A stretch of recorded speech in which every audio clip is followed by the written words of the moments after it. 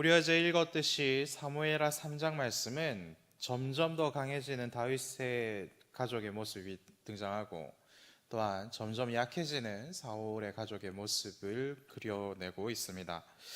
사울 집안이 힘이 점점 약해지고 다윗 집안의 힘은 점점 날이 갈수록 강해지는 것이 왜 중요한 일입니까? 다윗이, 그리고 다윗 집안이 이스라엘의 대표가 되는 것은 이 세상의 흔한 권력 싸움의 결과가 아니기 때문에 그렇지요. 그저 흔하디 흔한 권력 싸움일 뿐이라면 다윗이 권력을 잡고 왕이 되는 것이 목표일 뿐이었다면, 사울과 요나단이 죽은 그 순간에 다윗은 그 모든 일을 손쉽게 처리할 수 있었습니다. 구심싸움이 없어진 사울의 집안 사람들을 다윗은 무력으로 제압할 수도 있었고, 아니면 회유할 수도 있었던 것이지요. 그런데 다윗은 그렇게 쉽고 빨리 끝낼 수 있는 길을 선택하지 않습니다. 오히려 다 끝난 것 같은 그때에도 하나님의 때를, 하나님의 거룩한 때를 기다리고 있는 것이지요. 왜입니까? 이스라엘이 거룩한 하나님의 나라가 되는 것이 하나님의 온전한 뜻이기 때문에 그렇습니다.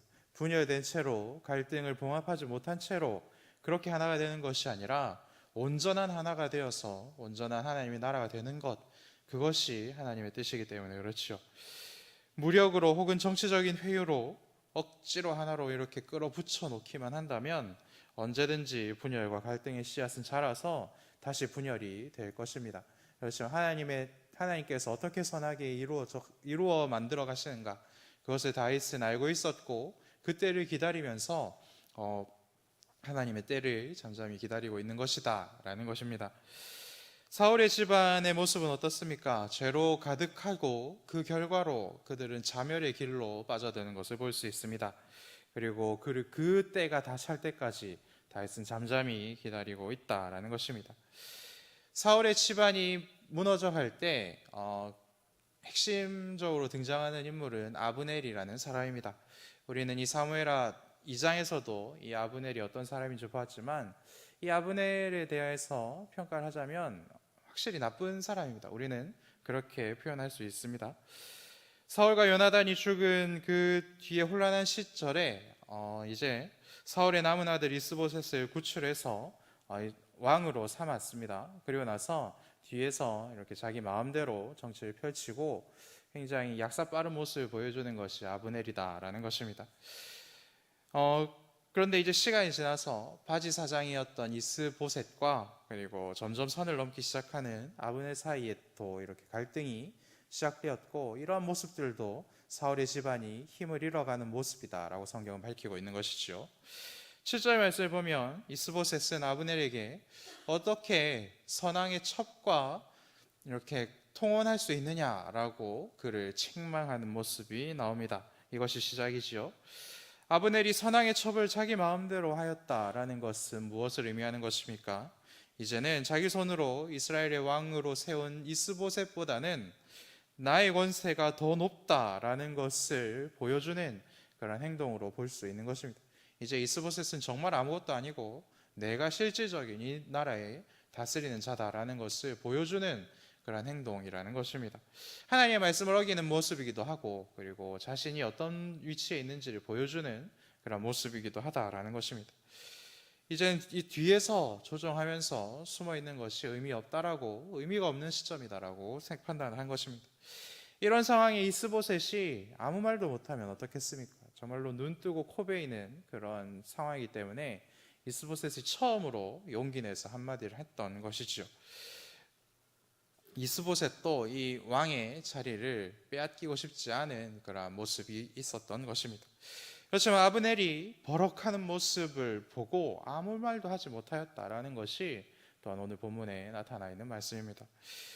아브넬이 이스보셋에게 했던 말은 무엇입니까? 크게 두 가지로 이렇게 볼 수 있어요. 8절에서 10절까지 말씀을 보면 두 가지를 볼 수 있는데, 먼저 처음 했던 말은 이것입니다.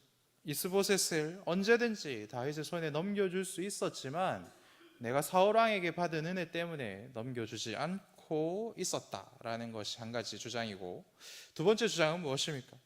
나를 이렇게 개의 머리 취급하는 이스보셋과 그의 나라를 이제는 다윗에게 넘겨주겠다라는 것이 그의 두 번째 주장입니다.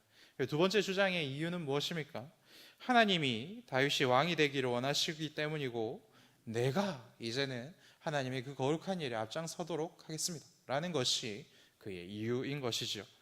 이 아브넬의 말 속에서 알 수 있는 것은 무엇입니까? 이 사람은, 우리가 얄밉게 보고 나쁜 사람이다라고 생각하는 이 사람은 이스라엘을 향한 하나님의 계획이 다윗이 왕이 되는 것이다 라는 것을 이미 알고 있었던 사람이다 라는 것이죠. 그런데도 그걸 다 알고 있으면서도 이스보셋을 왕으로 세웠던 사람이다 라는 것을 우리는 알 수 있습니다.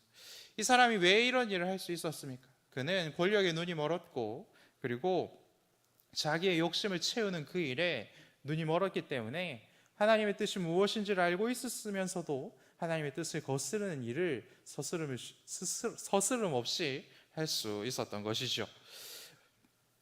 사울이 없는 그 이때 이스보셋 바지사장을 세워놓으면 내 마음대로 할 수 있겠다라는 계산을 이미 그때부터 한 것입니다.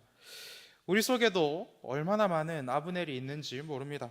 하나님의 선하신 뜻이 무엇인지 뻔히 알고 있으면서도 나의 욕망과 나의 유익과 그리고 나의 권력력을 위해서 스스럼 없이 하나님의 뜻을 무시하고 거스르는 삶을 우리는 오늘도 살아내고 있지 않습니까? 여러분, 이런 삶의 끝은 무엇입니까?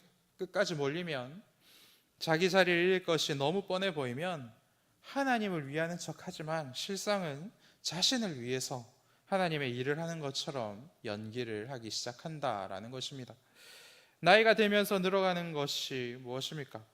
말씀을 준비하면서 좀 곰곰이 생각해 봤는데, 더 정직하려고 노력하고 더 고통받으려고 노력하는 것이 많아지기보다는, 고통받는 것이 많아지기보다는 처세가, 그리고 처세술이 늘어난다라고 이렇게 생각이 정리가 되었습니다. 그럴듯한 이유를 만드는 능력이 날이 갈수록 늘어난다라는 것입니다. 여러분의 직장에서, 그리고 여러분의 일터에서는 어떠십니까? 거룩함을 지키기 위해서, 정직함을 지키기 위해서 손해보는 일이 많으십니까? 아니면 이 상황을 모면하기 위해서 처세가, 그리고 그런 처세술이 늘어나십니까?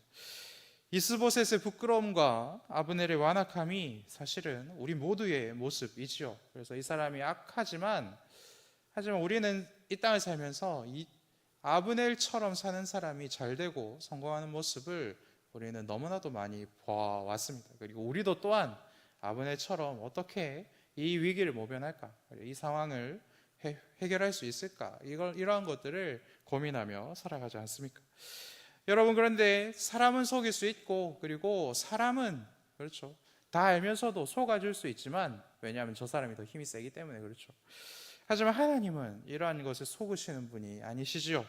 속지 않으시지만 어떻습니까? 우리를 용납하시는 분이십니다. 우리가 그 정도 수준이라는 것을 하나님이 더 잘 알고 있으시기 때문에 하나님은 우리의 그런 뻔한 수를 보시면서도 우리가 하나님께 다가오기만 하면, 하나님께 엎드리는 척이라도 하면 하나님께서는 그러한 우리를 괜찮다라고 말씀해 주시고 용납해 주시고 평안을 주신다라는 것입니다. 아브넬은 즉시 다윗을 찾아갑니다. 그리고 다윗에게 편지를 씁니다. 그리고 왕권을 위해서 충성을 다하겠다고 자기 입장을 밝히게 되죠. 그래서 다윗은 너의 충성을 보이려면 나의 아내인 미갈을 나에게 데리고 오라 라는 그러한 말을 남깁니다. 그리고 이 말을 이스보셋에게도 전하죠. 그래서 이 아브넬이 다윗을 향한 이 말이 거짓이 아니다라는 것을 보이기 위해서 아브넬이 굉장히 충성스럽게 이 일을 완료를 합니다. 다윗이 미갈을 데리고 오라라는 것에는 어떠한 의미가 있겠습니까? 여전히 사울의 사위는 다윗이다라는 것을 보여줄 수가 있는 것이죠. 그리고 그렇기 때문에 사울 집안 사람들은 안심하여도 된다라는 그런 사인을 보내줄 수가 있습니다. 그리고 미갈을 얻으려고 다윗은 어릴 적에 죽을 고비를 넘겼고 사울 때문에 계속해서 죽을 고비를 넘어왔지만, 하지만 하나님과 맺은 그 결혼의 언약을 나는 지금도 여전히 변함없이 지키겠다라는 모습을 보여줄 수 있는 것이 미갈을 데려오라라는 말 속에 포함되어 있는 것이죠. 그래서 아브넬은 하나님과의 언약에 신실한 다윗이 이제는 우리의 왕으로 세워져도 괜찮지 않겠습니까? 라며 베냐민의 장로들을 이렇게 설득하는 모습도 보여줍니다. 그리고 그 설득은 잘 먹혀들죠. 이런 거 보면 아브넬은 무인으로서 전투에도 능하지만 정치적인 감각도 굉장히 뛰어난 사람이고, 그리고 이렇게 사람들을 이렇게 설득하는 지도력도 굉장히 높은 그러한 신하라는 것을 확인할 수가 있습니다. 이런 사람들이 확실히 세상에서는 성공하면 살지 않겠습니까?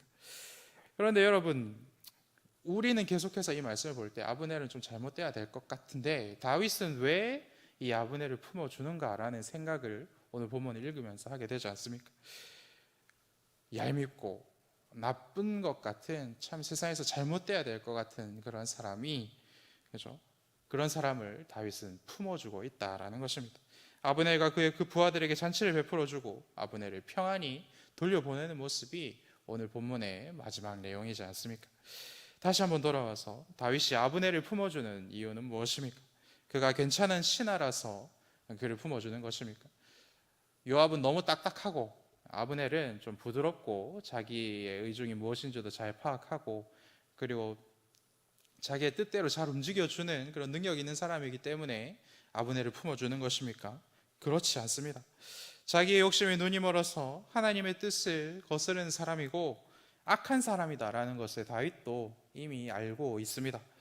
그의 죽은 이스보셋을 수틀리니까 버릴 만큼 정치적인 감각이 뛰어나다라는 것을 다윗도 알고 있죠. 그래서 언제든지 수틀리면 자기를 배신할 사람이다라는 것을 알고 있습니다. 하지만 아브넬도 이스라엘 사람이기 때문에 다윗은 그를 품어주고 있는 것이다 라는 것입니다. 하나님의 언약에 신실한 다윗은 하나님의 언약 백성을 품어주는 그런 모습으로 이곳에 등장하고 있는 것입니다. 하지만 다윗도 불완전한 지도자요, 불완전한 왕이기 때문에 한계가 있지요. 그런데 다윗이 보여주는 예수님은 어떻습니까? 우리가 하나님의 백성이라는 그 이유 하나만으로 십자가 앞으로 나오기만 하면 하나님 우리의 모습이 어떠하든지, 우리가 이 땅에서 얼마나 약가 빠지게 살고 얼마나 약삭빠르게 산다고 할지라도 우리가 하나님이 필요합니다라고 하나님께 매달리면 하나님께서 우리 모두를 하나님의 백성이기 때문에 품어주시는 것입니다. 오늘 본문은 그것을 우리들에게 나타내고 있는 것이죠. 우리 속에 얼마나 많은 아브넬이 있습니까? 눈치 봐서 권세 있는 자들에게 간과 쓸개도 내어줄 것처럼 굴다가 수틀리면 바로 그 다음 권세자에게 붙는 그러한 처세에 달한 것이 우리들의 모습이 아닙니까? 어떻게든 이 생에서 다 살아남으려고 발버둥 치는 것이 우리들의 비참한 인생이지 않습니까? 그런 얄팍한 나를 하나님께서는 왜 오랫동안 이렇게 참아주시는 것입니까? 내가 당신의 아들이기 때문에 하나님은 나를 지금도 참아주시고 우리를 언제든지 품어주시는 것입니다. 여러분, 이 은혜를 잊지 마시고 오늘도 누리며 살아가시기를 바랍니다. 우리가 하나님이 아니면 우리를 품어주실 분이 없다라는 것을 깨닫는 것도 은혜이기 때문이죠. 하나님의 나라는 힘으로 밀어붙여서, 그리고 혹은 억지를 부려서, 아니면 높은 수준의 정치력으로 만들어가는 것이 아니죠. 하나님의 용납과 하나님의 사랑으로 우리들의 마음이 깨어져서 우리들로 쌓아가는 것입니다. 하나님의 사랑으로 쌓아가는 것입니다. 그렇기 때문에 사울의 집안 사람들이 힘이 약해지는 시간이 필요하고, 그럼에도 불구하고 하나님께 붙어있는 다윗의 집안을 하나님께서 강하게 하시는 그 시간이 필요한 것입니다. 여러분, 하나님께 붙어 있으면 우리는 하나님께서 점점 강하게 하시는 그런 은혜와 역사를 누리며 살아가는 것입니다. 그러니 하나님께 나아오시고 하나님께 나의 얄팍한 것들을 내어놓으시고 하나님께 붙들려서 하나님의 은혜로만 사는 그런 은혜들을 누리시기를 바랍니다. 온갖 처세와 뛰어난 정치력과 그러한 감각이 결국에는 나를 망하게 하는 덫이 될 뿐입니다. 모든 건 내려놓고 겸손히 하나님 붙들고, 하나님의 이름 붙들고 예수 그리스도를 인하여서 즐거워할 줄 아는 오늘 하루 살아내시는 저와 여러분들 되시기를 간절히 축복합니다. 함께 기도하겠습니다. 하늘에 계신 우리 아버지의 이름을 거룩하게 하시며 아버지의 나라가 오게 하시며 아버지의 뜻이 하늘에서와 같이 땅에서도 이루어지게 하소서. 오늘 우리에게 일용할 양식을 주시고 우리가 우리에게 잘못한 사람을 용서하여 준 것 같이 우리 죄를 용서하여 주시고 우리를 시험에 빠지지 않게 하시고 악에서 구하소서. 나라와 권능과 영광이 영원히 아버지의 것입니다.